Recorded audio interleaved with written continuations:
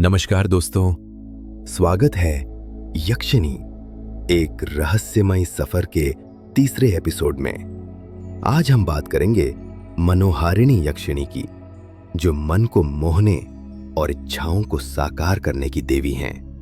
आओ उनके रहस्यमय संसार में गोता लगाएं। स्वरूप और परिचय। मनोहारिणी यक्षिनी का स्वरूप इतना आकर्षक है कि उनकी एक झलक ही मन को बांध लेती है।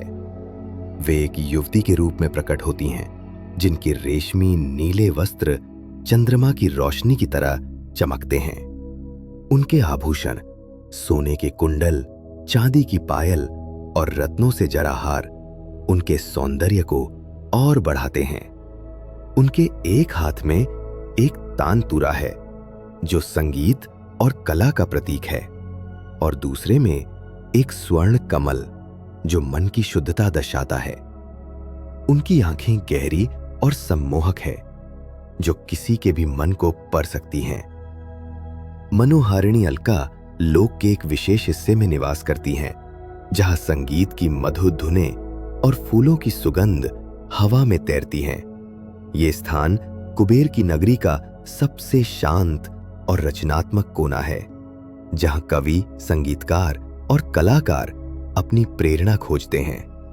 मनोहारिणी की शक्तियां मन को शांत करने, इच्छाओं को पूर्ण करने और रचनात्मकता को जागृत करने की हैं। उनकी साधना से साधक को न केवल भौतिक सुख मिलता है, बल्कि मानसिक शांति और रचनात्मक ऊर्जा भी प्राप्त होती है। साधना विधि।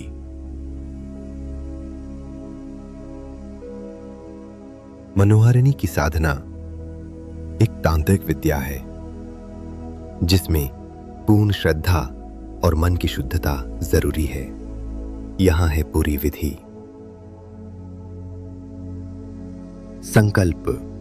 अपना उद्देश्य स्पष्ट करें। मानसिक शांति, रचनात्मकता या इच्छा पूर्ति। मनोहारिणी के सामने संकल्प करें, जैसे मैं मनोहारिणी से मन की शांति मांगता हूं।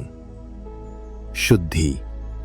स्नान करें, नीले या सफेद रेशमी वस्त्र पहनें और चंदन या अशोक वृक्ष के पास शांत स्थान चुनें। पूजा स्थान पर गुलाब का इत्र छिड़कें। आसन।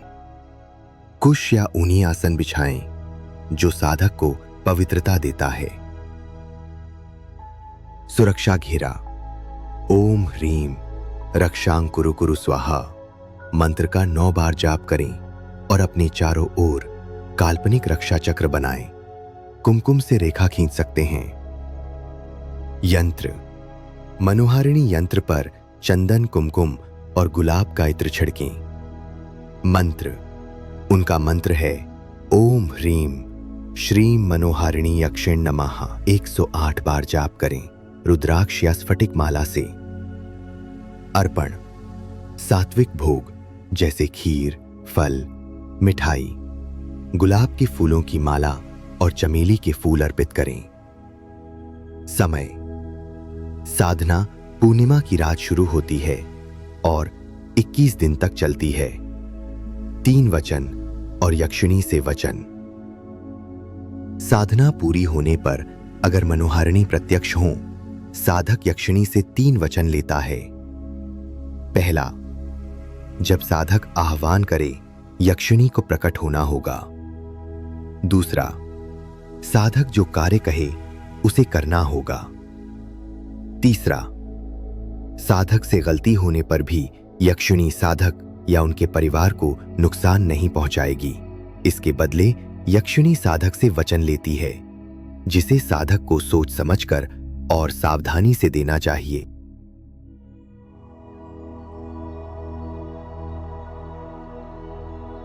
चेतावनी।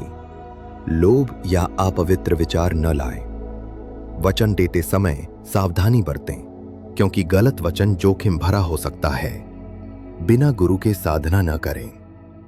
साधना। अनुभव। कई शताब्दियों पहले एक कवि ने मनोहारिणी की साधना शुरू की। वो अपनी रचनात्मकता खो चुका था और गांव में उसका सम्मान कम हो गया था। उसने चंदन वृक्ष के नीचे साधना की, गुलाब की माला और सात्विक भोग अर्पित किए। 15वें दिन उसे स्वप्न में एक नीले वस्त्र वाली स्त्री दिखी जिसके हाथ में तानपूरा था। कवि ने 3 वचन लिए कि यक्षिणी उसके आह्वान पर आएंगी, उसके कहे कार्य करेंगी और उसे या उसके परिवार को नुकसान नहीं पहुंचाएंगी। उसने सावधानी से यक्षिणी का वचन दिया। अगले दिन उसकी कविताएं ऐसी बनी कि राजा ने उसे पुरस्कृत किया।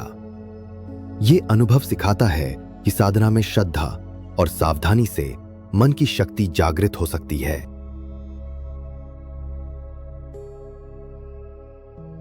सांस्कृतिक महत्व। मनोहारिणी यक्षिणी भारतीय कला और संस्कृति में रचनात्मकता और सौंदर्य की प्रतीक है।